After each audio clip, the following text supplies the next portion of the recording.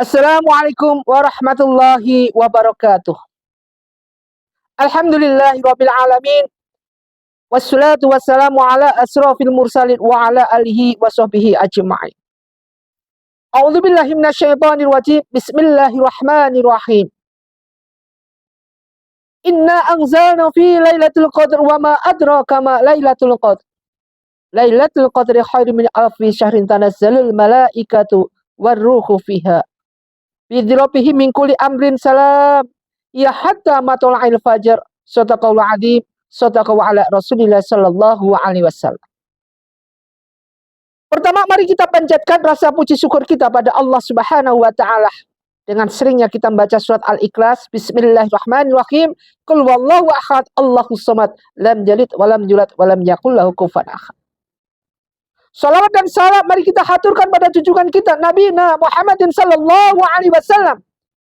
Mudah-mudahan kita jadikan sebagai umat baginda Rasulullah sallallahu alaihi wasallam senantiasa istiqomah dalam thalabul ilmi. Yang ini disunahkan suatu hal yang sunnah wajib buat umat baginda Rasulullah sallallahu alaihi wasallam. Kalau kita ingin jadi umat baginda Rasulullah sallallahu alaihi wasallam, diwajibkan kita untuk tidak pernah ada henti-hentinya di dalam kita mencari ilmu Allah, ilmu apapun bentuknya. Karena apapun yang terjadi jangan sampai kita maju atau tersesat dalam suatu kesesatan.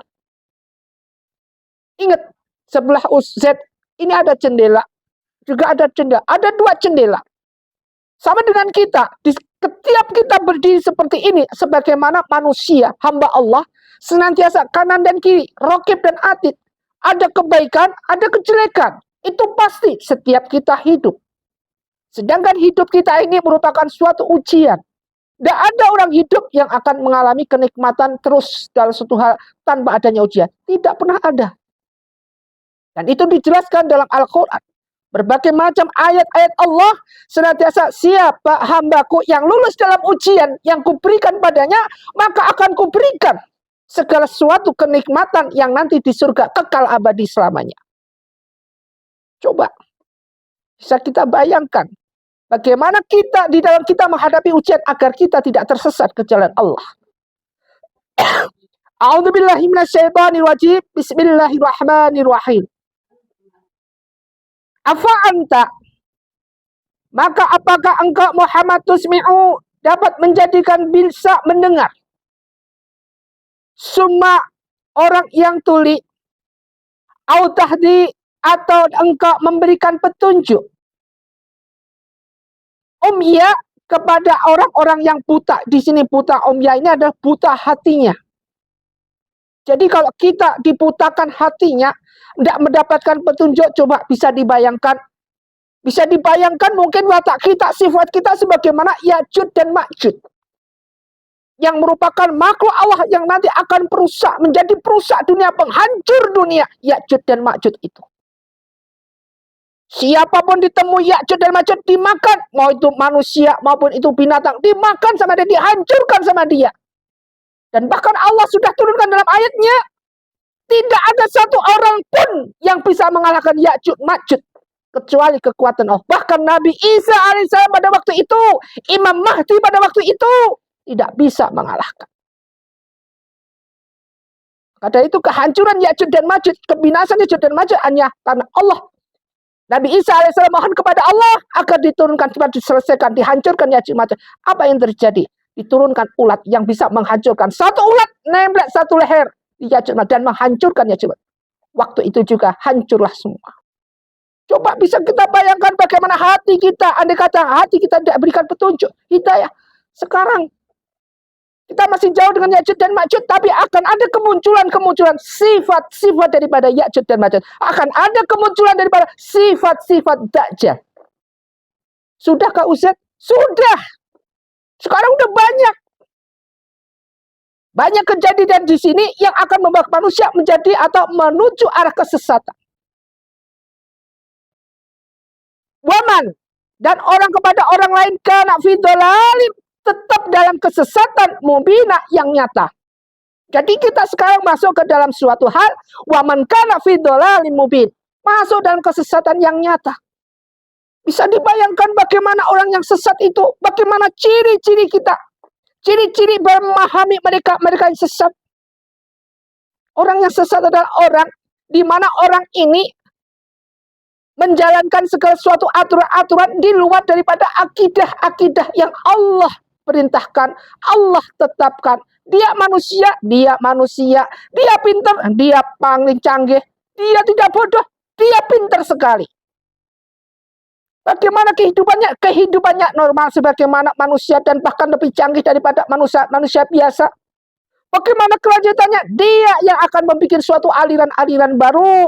Dia yang nantinya akan membuat suatu penegaan-penegaan yang menuju sifat-sifat Dajjal dan Ya'juj Ma'juj. Apakah ada ini? Sekarang sudah mulai muncul. Banyak bermunculan sifat-sifat ini yang menuju kesesatan. Maka Rasulullah SAW dalam ibadah haji wadahnya, haji Rasulullah yang terakhir kalinya memberikan momen pesan terakhir buat umatnya. Umatku, nanti di akhir zaman akan ada banyak sekali aliran-aliran baru. Akan ada banyak sekali nanti kesesatan-kesesatan baru. Tetapi hanya umatku yang bisa pegang dua, yaitu hadis dan sunnah Rasul. Inilah yang akan selamat.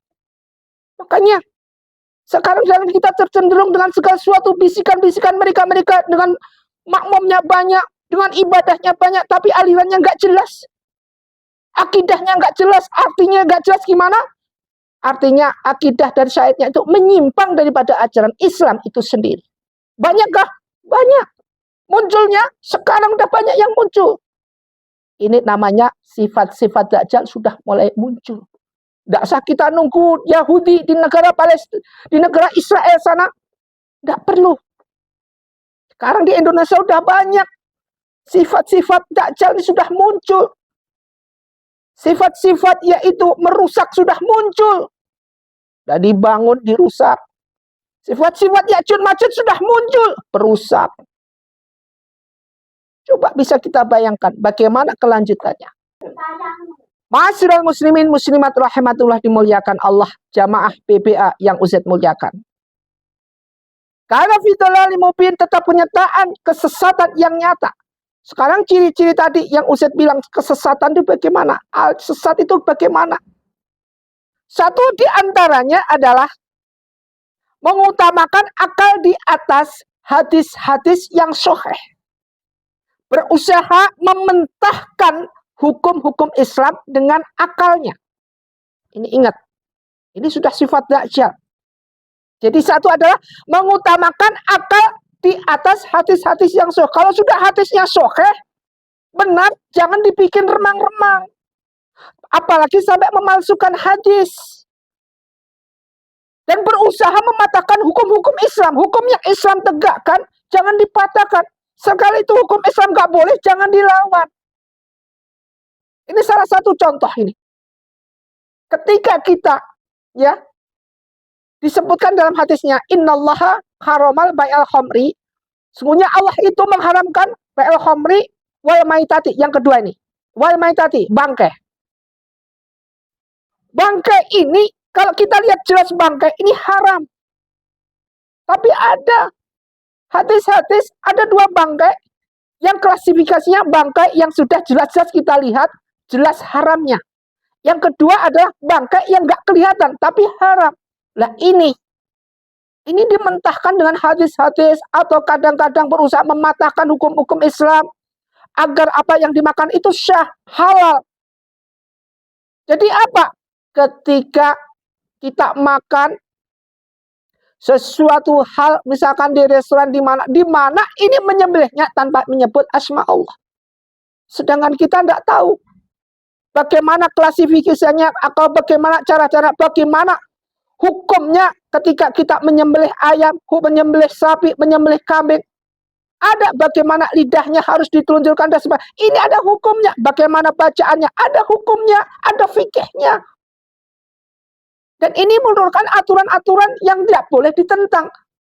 Jangan sampai ini berusaha mementahkan hukum-hukum ini, hukum Islam dengan akalnya. Dengan akal mereka supaya itu yang haram menjadi halal. Bisa diterima masyarakat, padahal masyarakat tidak bisa menerima. Agar gimana bisa diterima di masyarakat. Ini kadang-kadang yang harus benar-benar diperhitungkan, diperhatikan. Yang kedua, membantah hadis-hadis yang sahih. Sudah hadis ini sahih, jelas sanadnya, dibantah lagi mentah-mentah. Ini merupakan suatu ciri-ciri bahwa itu adalah suatu timbul aliran sesat. Yang ketiga, memalingkan dan mempermainkan tafsir Al-Quran. Jadi mempermainkan ayat-ayat penafsiran daripada Al-Quran sesuai dengan hawa nafsunya. Coba sekarang kita tidak bisa kita menyalahkan mereka.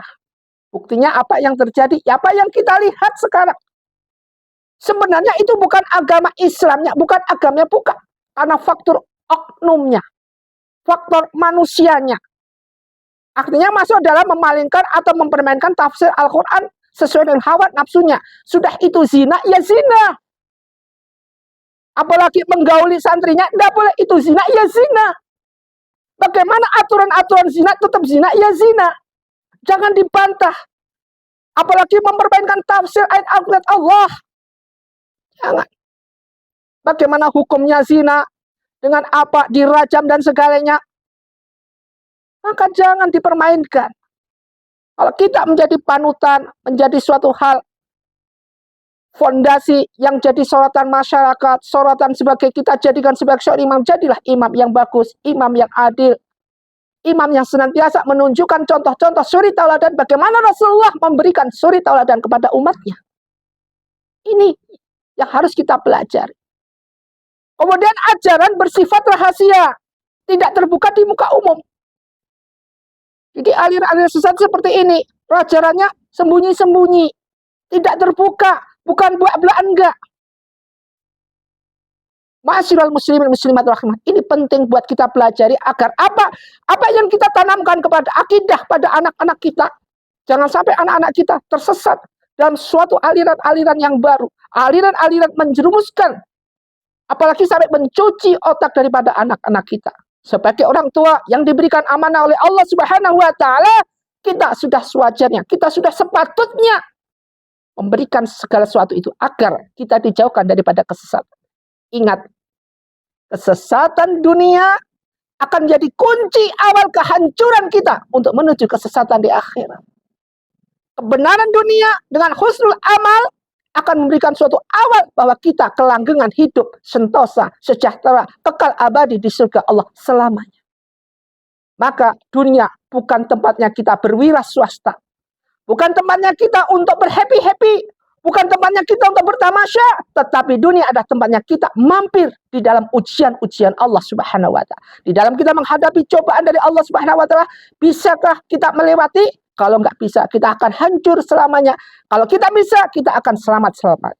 Mudah-mudahan kita jadikan hamba Allah, dijauhkan dari segala kesesatan. Usikum wa nafsi bittaqwallah, wabillahi taufiq wal hidayah. Assalamualaikum warahmatullahi wabarakatuh.